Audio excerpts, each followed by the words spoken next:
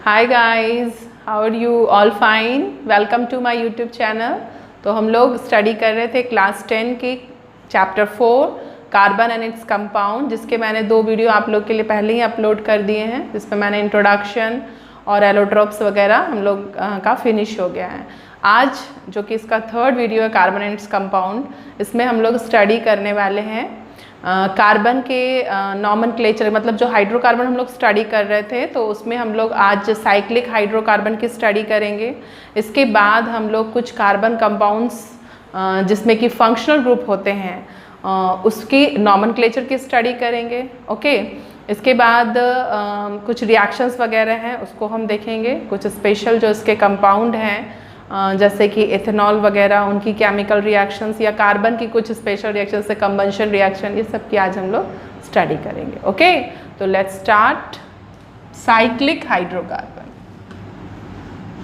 तो ये 2 टाइप का होता है।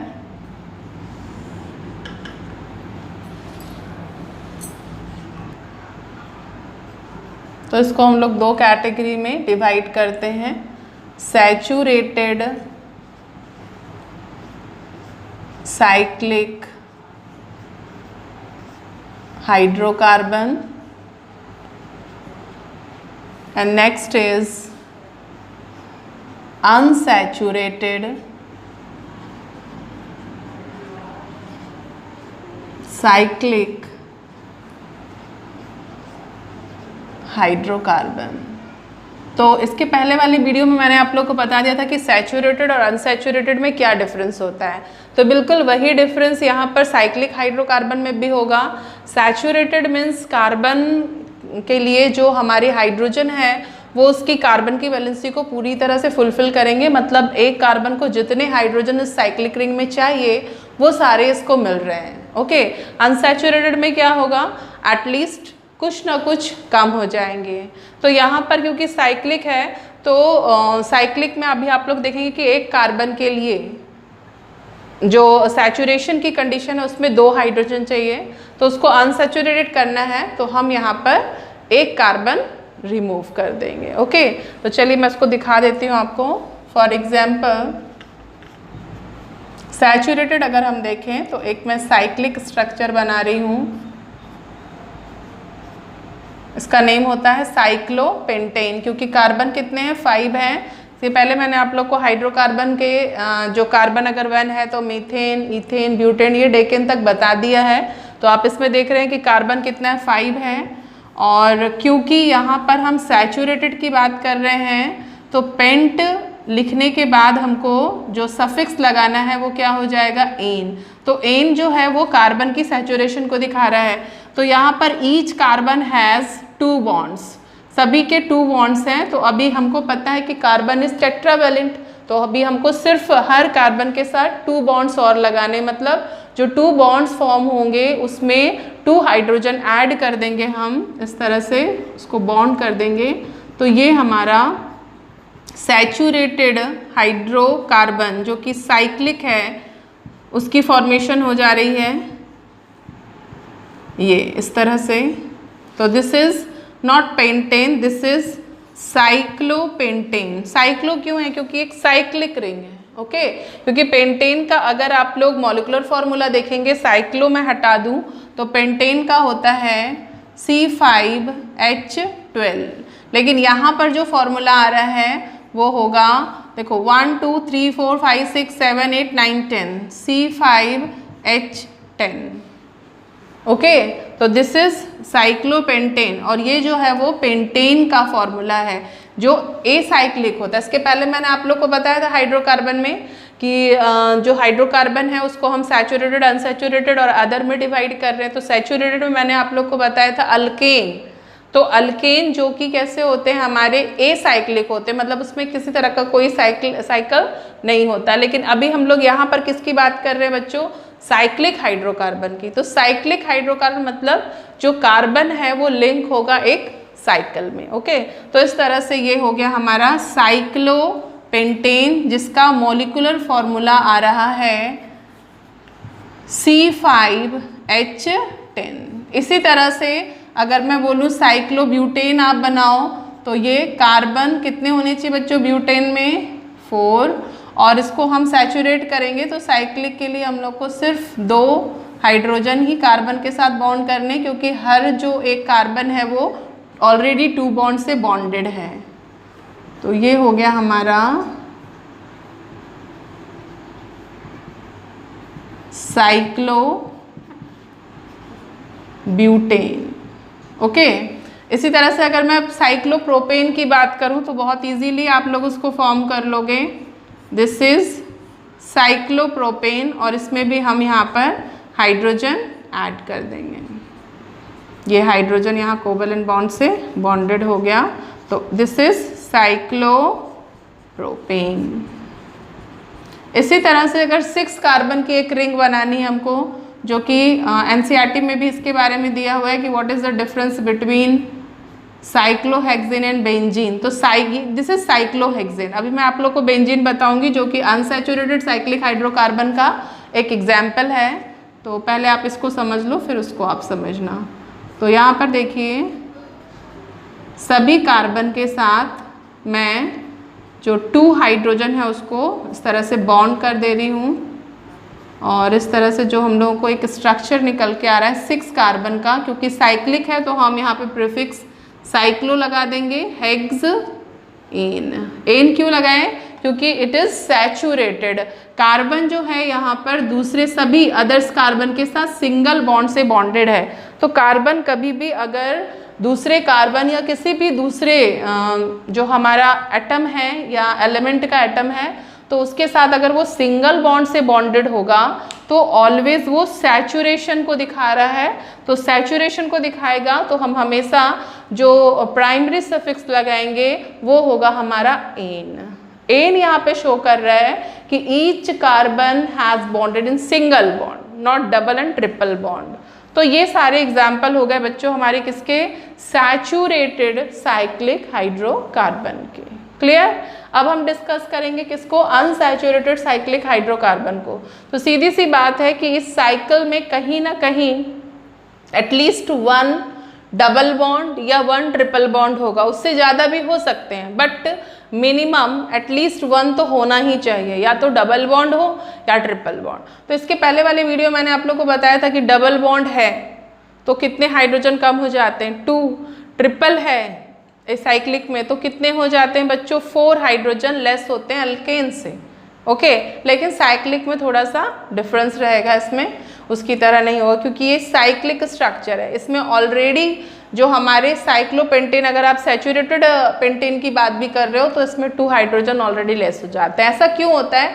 क्योंकि ये साइक्लिक है तो वहाँ पर क्या होता है, ओपन चेन में, ओपन चेन का अगर मैं ये पेंटेन बनाऊँ तो आप लोग ने आई थिंक इसको नोट कर लिया होगा, तो मैं इसको यहाँ पे इरेज कर देती हूँ। तो यहाँ देखिए कि अगर हम साइक्लिक जिसमें साइकिल नहीं है उसकी बात करें तो 1 2 3 4 5 ये हो गया 5 का, और क्योंकि ये एक चेन में नहीं है तो ये लास्ट वाले जो हमारे कार्बन होंगे उसके साथ उसको टेट्रावेलेंट शो करने के लिए कितने हाइड्रोजन की नीड हो रही है बच्चों? 3 हाइड्रोजन की। लेकिन अगर हमको इसको एक साइकिल में चेंज कर देना है, जैसे एक मोती की माला हम बनाते हैं तो ये समझ लो ये थ्रेड है एंड टू एंड वाला, और इसको हम ज्वाइन करें तो ज्वाइन करेंगे तो हमको ये जो हाइड्रोजन है उसको क्या करना होगा? रिमूव करना होगा। और रिमूव करने के बाद इसको जब हम इस तरह से ज्वाइन कर देंगे तो ऑलरेडी हमको पता चल रहा है कि ये जो 2 हाइड्रोजन है वो इसमें साइक्लिक या एक जो माला बनती है उसमें कम हो जाएंगे। तो that is the main reason कि यहाँ पर एंड टू एंड जो है एक दूसरे से खुद कार्बन क्या हुआ है? कनेक्ट हुआ है। तो हमको ये हाइड्रोजन को यहाँ पर रिमूव करना होगा। जो एंड वाले हैं हाइड्रोजन उनको रिमूव करेंगे तब ये जाके साइकिल बनेगी। तो हर साइकिल में जो साइड वाले बिल्कुल कॉर्नर वाले जो हमारे कार्बन होते हैं वो आपस में ही बॉन्डेड हो जाते हैं। इसकी वजह से जो 2 हाइड्रोजन है वो हर साइकिल में कम हो जाता है। आप ब्यूटेन का बना के देख लीजिएगा, आप इसको साइक्लोहेक्सेन का बना के देख, साइक्लोहेक्सेन तो मैंने बनाया, हेक्सेन का बना के देख लो, सभी में 2 हाइड्रोजन लेस होंगे साइक्लोब्यूटेन में ब्यूटेन से, साइक्लोहेक्सेन में हेक्सेन से। ओके, तो आप इसको बना के देखो, मैंने तो इसका बना दिया है, बाकी का आप लोग को बनाना है। अब हम लोग बातें करेंगे किसकी, अनसैचुरेटेड साइक्लिक हाइड्रोकार्बन की। तो इसके एग्जाम्पल मैं यहाँ पे लिख देती हूँ बोर्ड में। अनसैचुरेशन का मतलब ही है कि एटलीस्ट 1 डबल बॉन्ड या ट्रिपल बॉन्ड होना चाहिए। तो चलिए हम लोग पेंटेन को ही लेते हैं सबसे पहले। तो पेंटेन को मैं पेंटीन में चेंज कर दूं। चलो मैं एक यहाँ डबल बॉन्ड लगा देती हूँ। तो कार्बन को टेट्रावैलेंट शो करना है, तो यहाँ पर आ गया 2 हाइड्रोजन, ये 2 बॉन्ड से है, तो यहाँ पर भी 2 2, क्योंकि हमको सभी कार्बन को टेट्रावैलेंट शो करना है, क्योंकि कार्बन की वैलेंसी कितनी, टेट्रावैलेंट होती है, वो टेट्रावैलेंसी शो करता है, तभी जाके उसका ऑक्टेट कंप्लीट होता है। तो ये सारे हो गए। अभी हम इस कार्बन की बात करें बच्चों, तो बिल्कुल ध्यान से देखो, 1 2 3 बॉन्ड ऑलरेडी हैं, तो हमको कितना फिल करना होगा, ओनली 1। तो मैं यहाँ पर एक हाइड्रोजन इस तरह से लगा दूँ। यहाँ पर भी देखिए 3 है, तो 1। तो इसमें और इसमें आपको काफ़ी अच्छा सा डिफरेंस दिख रहा है। देखो इसका एक तो नेम चेंज हो जाएगा, साइक्लो तो आएगा ही प्रीफिक्स में, इसके बाद 5 कार्बन है तो बच्चों पेंट आएगा, लेकिन डबल बॉन्ड है तो डबल बॉन्ड के लिए प्राइमरी सफिक्स क्या लगता है बच्चों, ईन। ये एक डिफरेंस। इसके बाद अगर आप लोग इसका मॉलिक्यूलर फॉर्मूला देखें तो C तो 5 है, लेकिन हाइड्रोजन को काउंट करिए तो 2 लेस हो जाएगा, 1 2 3 4 5 6 7 8। आ रही है बात समझ में। अब इसी तरह से मैं पेंटेन का ही एक और एग्जाम्पल लेती हूँ, लेकिन इस बार मैं ईन की जगह क्या करूँगी, आइन मतलब ट्रिपल बॉन्ड फॉर्म करूँगी। ओके, तो दिस इज 5 कार्बन हो गए बच्चों। अब मैं यहाँ पे ट्रिपल बॉन्ड फॉर्म कर रही हूँ। डबल बॉन्ड 2 बॉन्ड्स हैं तो 2 बॉन्ड और लगाने हैं हमको। कार्बन का टेट्रावैलेंसी कंप्लीट, इसका कितना बच्चों 2 है, तो यहाँ पर भी मैं 2 हाइड्रोजन पुट कर दूंगी। यहाँ पर कितना 2 है, तो 2 हाइड्रोजन यहाँ पर बॉन्ड फॉर्म करूंगी। इस वाले कार्बन को आप देखें जो नीचे साइड में है, तो 1 2 3 4, तो यहाँ मुझे एक भी हाइड्रोजन लगाने की नीड नहीं है। क्यों नहीं है, क्योंकि ये ऑलरेडी टेट्रावैलेंट है। चलिए इसको देखते हैं, तो यहाँ ये भी टेट्रावैलेंट है, तो यहाँ पर मुझे एक भी हाइड्रोजन नहीं लगाना है। इसका नेम क्या हो जाएगा बच्चों, तो दिस इज साइक्लो।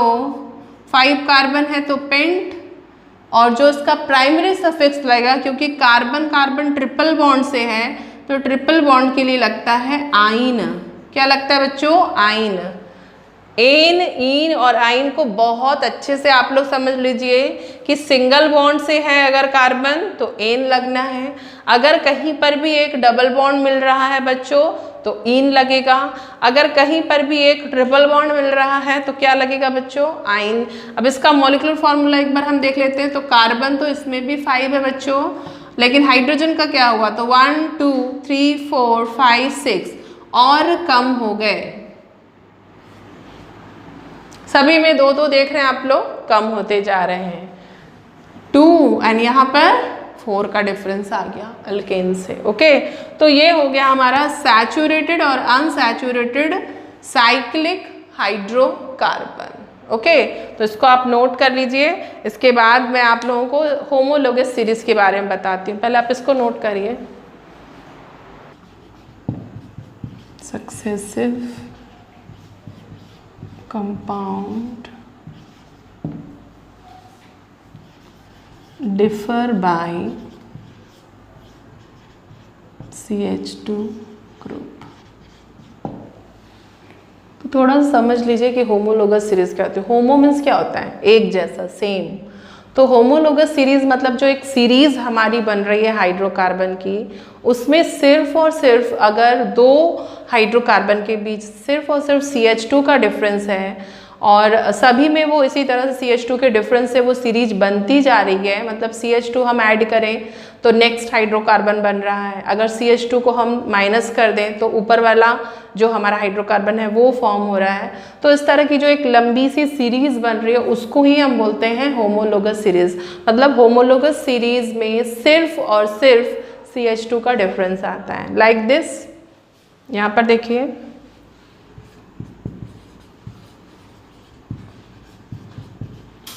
CH4, ठीक है, ये क्या है हमारा मीथेन। अगर मैं इसमें CH2 ऐड कर दूं तो जो हमारा नेक्स्ट हाइड्रोकार्बन है वो बन जाएगा C2H6। This is methane and this is ethane. इसके बाद मैं अगर इसमें फिर से एक बार CH2 ऐड कर दूं तो मुझे नेक्स्ट वन जो है वो मिल जाता है प्रोपेन। क्या हो गया ये हमारा प्रोपेन। तो ऐसे जैसे मैंने आप लोग को लिखा दिया है कार्बन 1 से लेके मेथ से लेके डेक तक, तो वो पूरी एक जो सीरीज है they all are homologous series, क्योंकि इनमें सिर्फ और सिर्फ CH2 का डिफरेंस आ रहा है। अगर मैं C2H6 में CH2 माइनस कर दूं बच्चों तो हमको CH4 मीथेन मिल जाएगा, लेकिन अगर मैं मीथेन में CH2 को ऐड कर दूं तो मुझे क्या मिल जाएगा, ईथेन। तो डिफरेंस कहाँ आ रहा है, सिर्फ और सिर्फ CH2 में। तो this series is called homologous series. जैसे आप यहाँ पे देख रहे हो कि a homologous series is a group of organic compound. एक ग्रुप होता है ऑर्गेनिक कंपाउंड का, जो कि मैंने बता ही दिया। एक्चुअली में तो ये बहुत लंबा जाता है, लेकिन आप लोग को 10th में सिर्फ डेकेन तक पढ़ना है। हायर स्टडी में आप लोगों को मैं इकोस तक बताऊंगी, काफ़ी आगे तक 20-30 तक जाएगा ये, काफ़ी लंबा सीरीज। तो हैविंग सिमिलर स्ट्रक्चर, इनका स्ट्रक्चर सेम होगा, इन सभी का सिमिलर प्रॉपर्टीज़, इनकी जो फिजिकल प्रॉपर्टीज़ होगी, केमिकल प्रॉपर्टीज़ होगी, वो भी सिमिलर होगी। In which the successive compound differ by CH2 group. सिर्फ इसमें CH2 ग्रुप का ही डिफरेंस है, इनकी फिजिकल और केमिकल प्रॉपर्टीज़ बच्चों सेम होती है। बट सिर्फ कहाँ पर डिफरेंस आएगा, डेंसिटी में, क्योंकि कार्बन क्या हो रहा है, सक्सेसफुली इंक्रीज करते जा रहा है, तो मतलब इसकी डेंसिटी तो चेंज होगी, बट इनकी फिजिकल और केमिकल प्रॉपर्टीज़ क्या होगी बच्चों, सेम। एक और एग्जाम्पल हम लोग लेते हैं यहाँ पर, चलिए इसको आपने नोट कर लिया होगा। एक और एग्जाम्पल मैं यहाँ पे बता देती हूँ जल्दी से।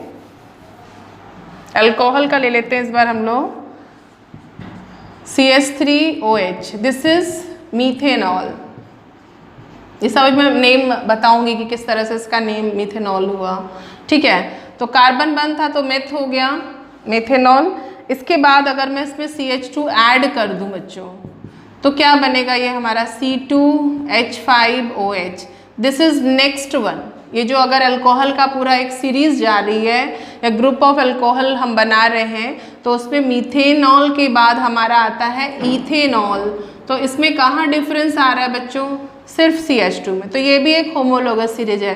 इसके बाद में फिर से CH2 को ऐड कर दूं बच्चों तो ये हमारा बन रहा है C3H7OH। तो this is propanol. Butanol, pentanol, hexanol, इस तरह से ये जो सीरीज बनी जिसमें डिफरेंस है सिर्फ और सिर्फ CH2 का, तो that is called homologous series. Okay, तो इसको आप नोट करिए, फिर मैं आगे आप लोग को फंक्शनल ग्रुप बताती हूँ। Okay,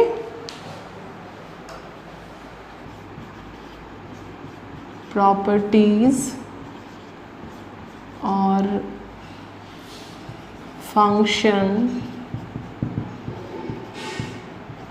is called functional group।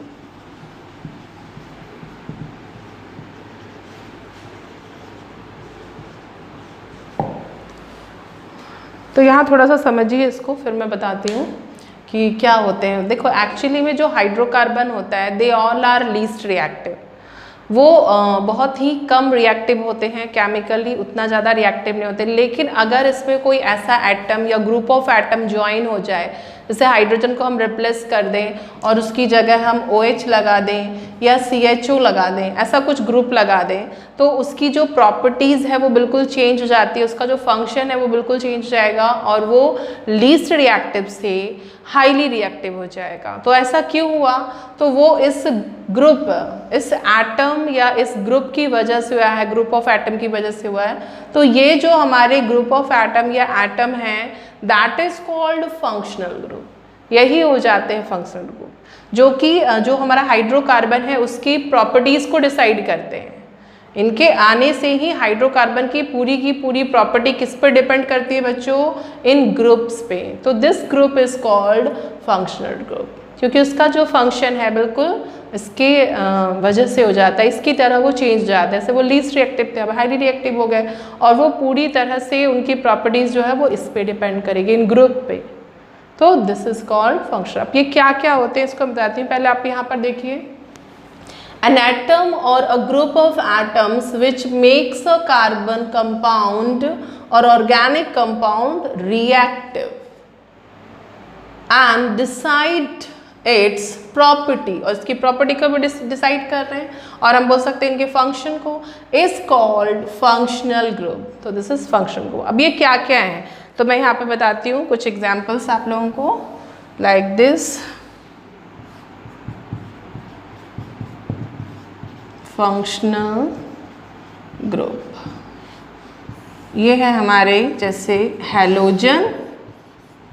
Halogen में क्या आता है बच्चों, उसको एक्स से हम डिनोट करते हैं, फ्लूरो, क्लूरो, ब्रोमो एंड आइडो। इसके बाद है हमारा अल्कोहल। अल्कोहल को हम लोग किस तरह से सिंबलाइज करते हैं, तो उसको हम करते हैं OH।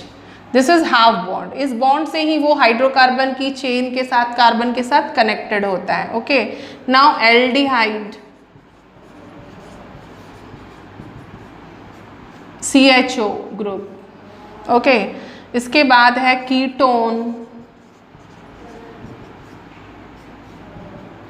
तो ये कितने टाइप के, अभी और भी टाइप के जो आप लोगों को पढ़ने, जैसे कार्बोक्सिलिक है, तो वो सारे अभी मैं पढ़ाऊंगी। और उसके बाद अगर इनको हम उस हाइड्रोकार्बन में हाइड्रोजन को रिप्लेस करके लगा रहे हैं तो इनका जो नॉमेनक्लेचर है वो कैसे होगा, वो अभी हम लोग स्टडी करते हैं। तो पहले आप लोगों को फंक्शनल ग्रुप समझ में आ गए, कितने टाइप के होते हैं ये मैं बताऊंगी। तो डायरेक्ट हम लोग नॉमेनक्लेचर पे ही चलते हैं तो ज़्यादा अच्छा होगा, टाइम भी बच जाएगा हम लोग का। ओके, तो चलिए पहले इसको नोट करिए, फिर मैं बताती हूँ।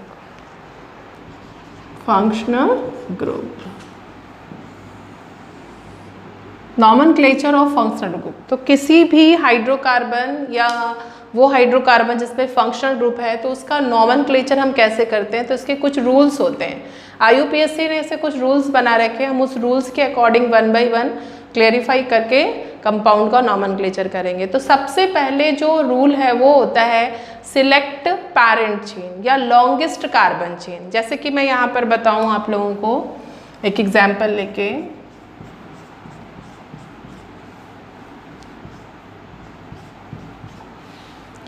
ये इस तरह से एक कार्बन की चेन है। ओके, अब यहाँ पे हम इसको फिल कर देंगे, इसकी वैलेंसी को मैं यहाँ पे शो कर दूँ। डाइवेलेंट है तो 2 हाइड्रोजन, ट्राई है तो 1 सिंगल बॉन्ड है, मोनोवेलेंट है तो हम इसको 3 और कर देंगे। टेट्रावेलेंट सबको हमको बना देना है। दिस इज, सभी कार्बन को टेट्रावेलेंट फॉर्म में दिखाना है। तो ये एक हाइड्रोकार्बन है, इसमें हमको सिलेक्ट करना है कि हमारा जो लॉन्गेस्ट चेन या पैरेंट चेन कौन सी बनेगी। तो हम नंबरिंग करना स्टार्ट करते हैं। तो चलिए पहले मैं यहाँ से नंबरिंग करती हूँ, 1 2 3 4। और चेन कभी भी ऐसे नहीं कि हम कहीं से भी यहाँ से लेके फिर बैक नहीं जाना है। अगर आपको कंटिन्यूस मैनर में जाना है, आप ऊपर जा सकते हो, नीचे जा सकते हो, आप स्ट्रेट जा सकते हो, बैक जा सकते हो, लेकिन आप ऐसा नहीं कि आप चले गए यहाँ तक, उसके बाद आप वापस आके इसको ऐड कर रहे हो, तो ऐसा नहीं होता है बच्चों। तो यहाँ से यहाँ तक अगर मैं एक स्ट्रेट चेन ले रही हूँ लेफ़्ट टू राइट चल के, तो मुझे कार्बन के नंबर्स कितने मिले, 4, मतलब 4 कार्बन की एक पैरेंट चेन मिल रही है। लेकिन क्या होता है, सिलेक्ट क्या करना है हमको, सिलेक्ट लॉन्गेस्ट चेन, और वही लॉन्गेस्ट चेन हमारी पैरेंट चेन या जिसको हम बोलते हैं वर्ड रूट, वो बनेगा। ओके, तो यहाँ पे ये हमको 4 मिली। अभी चलो हम एक और तरीके से देखते हैं। तो इस बार मैं 1 2 3 4 5 एंड 6, अगर मैं यहाँ पर L टाइप की यहाँ से मतलब जाते हुए नीचे चली जाती हूँ डायरेक्ट, तो मुझे कितने की मिल रही है बच्चों, 6 की। तो इन दोनों में से लॉन्गेस्ट कौन सी हो गई, तो हम लोग को साफ साफ पता चल रहा है 6 वाली। मतलब जो हमारी पैरेंट चेन होगी बच्चों, वो लेफ्ट टू राइट नहीं होगी, ये L टाइप वाली होगी। This is correct.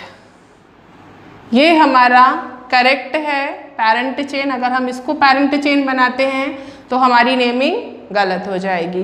तो ये जो हमारी लॉन्गेस्ट चेन है वो क्या बनी, हमारी पेरेंट चेन, या जिसको हम क्या बोलते हैं वर्ड रूट, ये बन गया हमारा। अब जो वर्ड रूट से बाहर जाए बच्चों तो उसको हम बोलते हैं यहाँ पर सब्स्टिट्यूएंट। तो दिस इज सब्स्टिट्यूएंट। तो जब भी हमको नॉमेनक्लेचर करना होता है यूपीएससी के अकॉर्डिंग, तो सबसे पहले हम सब्स्टिट्यूएंट लिखते हैं और उसके बाद हम वर्ड रूट, और वर्ड रूट के बाद प्राइमरी सफिक्स,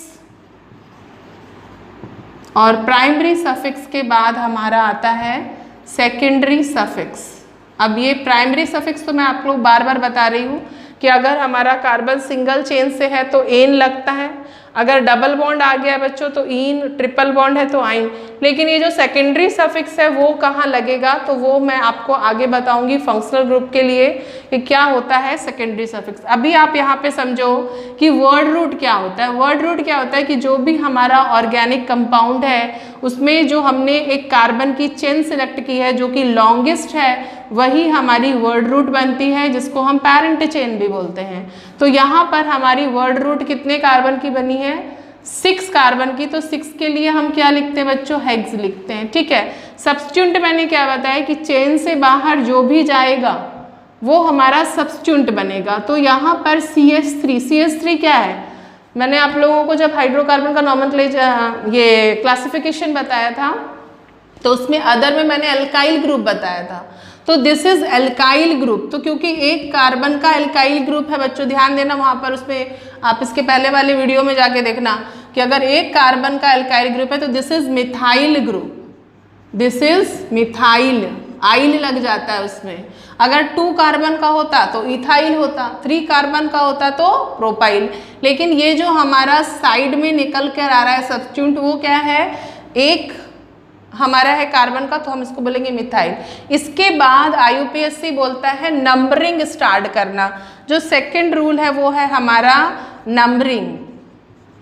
तो नंबरिंग कहाँ से कहाँ करें हम, तो नंबरिंग वहाँ से होती है बच्चों जहाँ से हमारा जो सब्स्टिट्यूएंट है वो क्लोज है, मतलब जो सब्स्टिट्यूएंट जिस कार्बन के साथ है उस पर मिनिमम नंबर जाए। सब्स्टिट्यूएंट जिस कार्बन से एडेड है, बॉन्डेड है, उस कार्बन पे अगर हम मिनिमम नंबर देते हैं तो वो नंबरिंग हमारी करेक्ट हो जाती है। तो नंबरिंग हम कहाँ से करें, तो अगर मैं यहाँ से करती हूँ तो 3 कार्बन पे मुझको सब्स्टिट्यूएंट मिलता है, देख रहे हैं बच्चों। लेकिन अगर मैं नंबरिंग यहाँ से करती हूँ 1 2 3 4 तो मुझे 4 पे मिलता है, मतलब ये नंबरिंग हमारी रॉन्ग हो जाएगी बच्चों।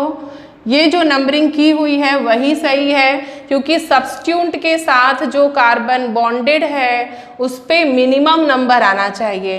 तो दिस नंबरिंग इज करेक्ट। तो अब हम इसका नेम करेंगे। तो नेम हमारा क्या होगा, यहाँ देखो, सबसे पहले हमको सब्स्टिट्यूएंट का नेमिंग करना है और सब्स्टिट्यूएंट जिस कार्बन के साथ बॉन्डेड है उसका लोकेंट शो करना है। मतलब यहाँ पे मैं एक और चीज़ लिख दूँ, लोकेंट पोजीशन। तो यहाँ पर ये हमारा 3 इसकी पोजीशन होगी, इस तरह से हाइफन लगा के मिथाइल। और वर्ड रूट हमारा क्या जा रहा है बच्चों, 6 कार्बन के लिए हेक्स, और कोई डबल बॉन्ड नहीं है तो हम प्राइमरी सफिक्स लगाएंगे एन। लेकिन यहाँ क्योंकि कोई भी फंक्शनल ग्रुप नहीं है तो सेकेंडरी सफिक्स नहीं आएगा। तो ये जो हमारा एक IUPAC का एक स्ट्रक्चर बन रहा है नॉमेनक्लेचर का, वो क्या बन रहा है बच्चों, locant, substituent, word root, primary suffix और सेकेंडरी सफिक्स। सेकेंडरी सफिक्स तब आएगा जब यहाँ पर कोई हाइड्रोजन रिप्लेस होके उसके साथ क्या आ जाएगा बच्चों, कोई फंक्शनल ग्रुप आएगा। तो हर फंक्शनल ग्रुप के लिए सेकेंडरी सफिक्स अलग अलग होते हैं, डिफरेंट होते हैं। तो इस जो हमारा ये हाइड्रोकार्बन है उसका नेम क्या हो गया बच्चों, 3 मिथाइल हेक्सेन। क्लियर हो रहा है, 3 मिथाइल हेक्सेन। चलिए इसको आप नोट करिए, फिर मैं 1-2 आपको बनाने को देती हूँ। तो 1-2 एग्जाम्पल मैं और इस तरह से ले लेती हूँ। चलिए सेकेंड एग्जाम्पल हम लोग लेते हैं।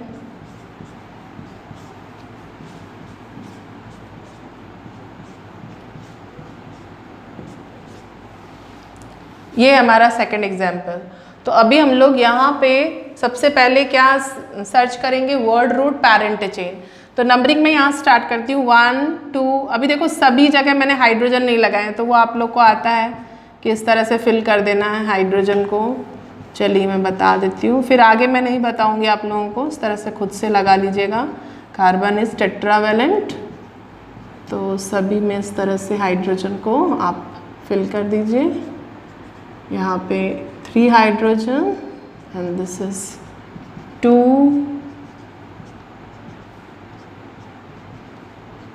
ये हो गया, ठीक है। एक और हाइड्रोजन यहाँ आ जाएगा।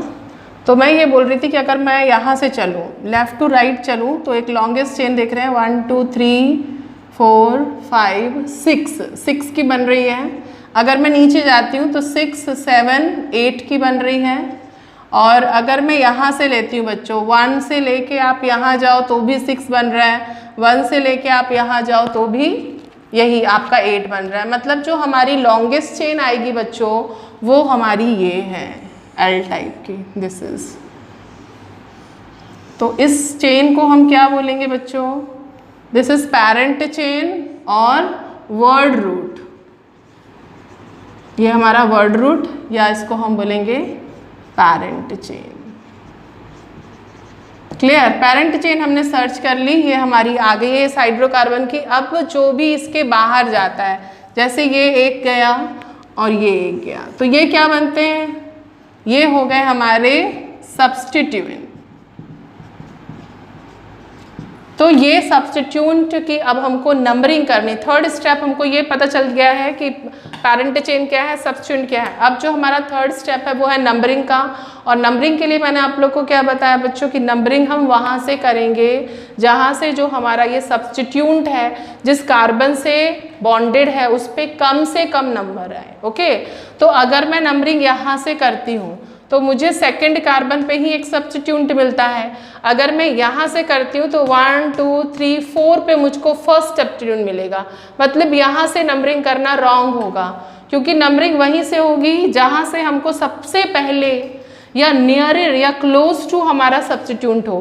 तो यहाँ से काफ़ी क्लोज हो रहा है, तो हमको एक सब्स्टिट्यूएंट 2 सेकेंड कार्बन पे मिल रहा है, एंड जो नेक्स्ट सब्स्टिट्यूएंट है हमारा वो 5th कार्बन पे। तो सबसे पहले मैंने आप लोग को यहाँ पे स्ट्रक्चर बता दिया था नॉमेनक्लेचर का, लोकेंट। उसके बाद अगर एक जैसे दो दो क्या है हमारे सब्स्टिट्यूएंट हैं, तो 2 के लिए हम लगा देते हैं बच्चों डाई प्रीफिक्स। 3 है बच्चों तो उसके लिए ट्राई, 4 है तो टेट्रा, 5 है तो पेंटा। अगर हमारे सेम सब्स्टिट्यूएंट है उसके लिए कि रिपीटेशन ना हो कि हम 2 मिथाइल और 5, तो IUPAC बोलता है कि अगर सेम सब्स्टिट्यूएंट है और एक से ज़्यादा है तो 2 के लिए डाई आपको लगा देना प्रीफिक्स में। 3 है तो ट्राई, टेट्रा, पेंटा। 6 है बच्चों तो हेक्सा लग जाएगा। 7 है तो आप हेप्टा लगा दीजिए। 8 है तो ऑक्टा लगा दीजिए। 9 है तो क्या लगा देंगे, नोन। एंड 10 है तो डेका, नोना एंड डेका। इस तरह से चलेगा हम लोग का। ओके, तो आप पहले इसको नोट करिए, फिर मैं इसका नेमिंग बताती हूँ। इसको आप नोट करिए, मैं यहाँ पे इसकी नेमिंग बता देती हूँ। ओके, ठीक है। तो सबसे पहला सब्स्टिट्यूएंट हमको कहाँ मिला बच्चों, 2 पे, और एक और सेम सब्स्टिट्यूएंट हमको कहाँ मिल रहा है, 5। तो हम ऐसा कर देंगे 2,5 और इसको हम ब्रैकेट में लिख देंगे, हाइफन लगाएंगे, प्रीफिक्स लगाएंगे डाई क्योंकि 2 सेम है, मिथाइल। इसके बाद कितने की चेन बन रही बच्चों, 8 की। तो 8 के लिए हमारा आता है oct, all are single bonded, तो हमारा प्राइमरी सफिक्स लग जाएगा एन। तो this is IUPAC name of this compound. Clear हो रहा है बच्चों। तो इस तरह से आप लोग डिफरेंट कंपाउंड की IUPAC नेमिंग कर सकते हैं हाइड्रोकार्बन की। ठीक है, ये सारे वो कंपाउंड हैं जिसमें कि एक भी फंक्शनल ग्रुप नहीं है। तो अभी तो बहुत सारा मुझे इसमें बताना है आपको, बट ठीक है, एक मैं और बता देती हूँ। ठीक है, पहले इसको नोट करिए, 1-2 और बताती हूँ, इसके बाद मैं ऑफ करती हूँ। तो एक एग्जाम्पल हम लोग और ले लेते हैं।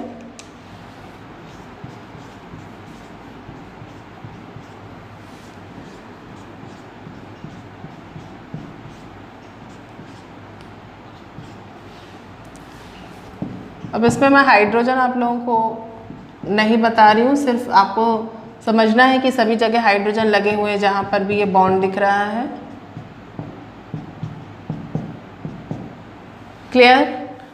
चलिए सबसे पहले हम लोगों को पैरेंट चेन सिलेक्ट करना है, तो 1 2 3 नंबरिंग करते जाएं हम, 4 5, यहाँ पे 6 आ रहा है बच्चों, तो हमको साफ पता है कि ये तो बहुत ही शॉर्ट बन रही है। 7 8 9 तक की बन रही है। अगर मैं यहाँ से लेती हूँ तो 1 2 3 4 5 6 7 8 9 10 की बन रही है। मतलब हमको नंबरिंग यहाँ से करनी होगी, 1 2 3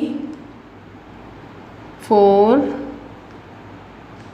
5 6 7 8 9 एंड 10। ओके, ये नंबरिंग हमारी रॉन्ग हो जाएगी। ओके, नाउ चलो ये तो हो गया। अब अगर मैं एक कार्बन यहाँ पे और लगा दूँ, क्योंकि थोड़ा सा चेंज कर रही हूँ मैं, अगर ये वाला मैं दूँ तो ये आप लोग आराम से कर लोगे कि 3 पोजीशन पे और 6 पोजीशन पे 2 मिथाइल ग्रुप है, ये मिथाइल ग्रुप है, तो आप इसका नेमिंग आराम से कर लोगे। यहाँ देखो, ये तो हमारी पैरेंट चेन आ गई बच्चों, दिस इज पैरेंट चेन, और इससे जो भी बाहर जाता है वो क्या बन जाता है, तो दिस इज सब्स्टिट्यूट, और दोनों सब्स्टिट्यूट सेम है, और सेम है तो आप इसका फटाक से नेमिंग कर लोगे।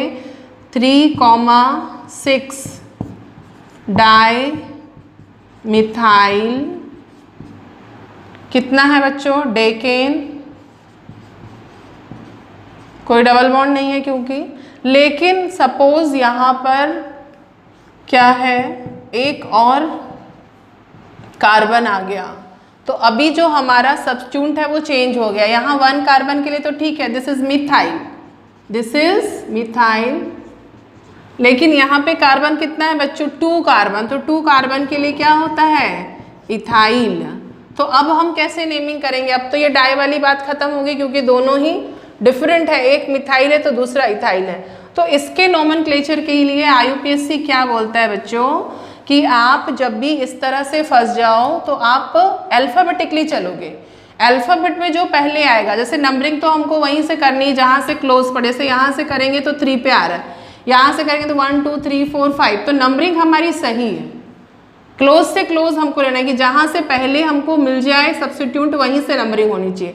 यहाँ से आप 1 2 लेते हो तो ये रॉन्ग हो जाएगा क्योंकि हम 1 2 3 4 5 पे पहुँचते हैं, लेकिन यहाँ पे सब्स्टिट्यूट हमको 3 पे ही मिल रहा है, तो नंबरिंग सही है। लेकिन अब नेमिंग कैसे करें, तो नेमिंग के लिए IUPAC बोलता है कि जब भी आप इस तरह से देखो कि 2 सब्स्टिट्यूट है और दोनों डिफरेंट है, एक मिथाइल तो दूसरा इथाइल है, तो आप उसका नेम पहले लिखो जो अल्फ़ाबेट में पहले आता हो। तो देखो यहाँ पे ये E है, इसका पहला लेटर हम देखें, और यहाँ पर ये इसका देखें M, तो पहले क्या आता है बच्चों, अल्फ़ाबेट में E आता है, तो आप क्या करोगे, पहले इसका लोकेंट लिखोगे 3 इथाइल एंड देन 6 मिथाइल,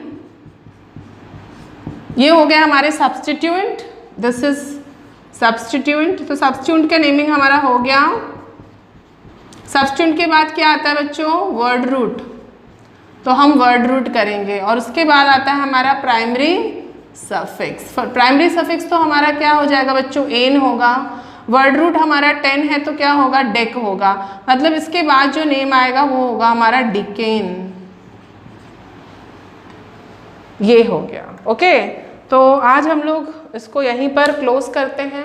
अभी तो नॉमेनक्लेचर बहुत है क्योंकि फंक्शन ग्रुप का तो मैंने आप लोग को बताया नहीं, तो आज अभी इतने पे ही स्टॉप करती हूँ मैं। पढ़ते रहिए, नेक्स्ट वीडियो में आप लोग को मैं आगे के नॉमेनक्लेचर की स्टडी करा दूँगी, बट आज जो भी मैंने पढ़ाया है उसको आपको ध्यान से पढ़ना है और बार बार रिपीट करके मेरे वीडियो को सुनना है और अपने नोट्स बनाने हैं। मैं हमेशा आप लोग को बोलती हूँ कि नोट्स आप लोग के खुद के होने चाहिए, आप लोग अपने नोट्स से पढ़ोगे तो ज़्यादा अच्छा होगा। बुक की लैंग्वेज और आपके नोट्स की लैंग्वेज आपको बहुत अच्छे समझ है, बुक का नहीं समझ में आने वाला, लेकिन जो आपने अपने नोट्स बनाए हैं उसको आप एग्ज़ाम टाइम में देखोगे तो आपको बहुत ही अच्छे सारी चीज़ें रिवाइज हो जाएंगी, याद आ जाएंगी, हाँ मैंने क्या लिखा था क्या नहीं, क्योंकि आप लोग अपना एक ट्रिक बना के चलते हो। ओके, ठीक है, तो पढ़ते रहिए। All the very best.